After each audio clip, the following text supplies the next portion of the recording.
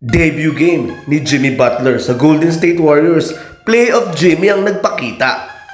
At dito sa larong to, nagtala siya ng 25 points, 2 rebounds, and 4 assists. Hanep ang Golden State Warriors. Tambak ng 24, nanalo ng 21.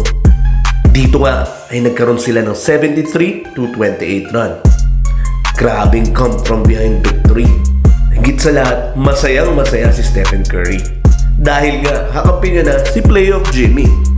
At mukha namang babagay ang laruan ni Jimmy Butler dito sa Golden State Warriors sapagkat makakapag-concentrate si Stephen Curry of being off the ball. At dahil si Jimmy Butler nga ay isang playmaker, contender na nga ba sila? Hindi naman natin masasabi.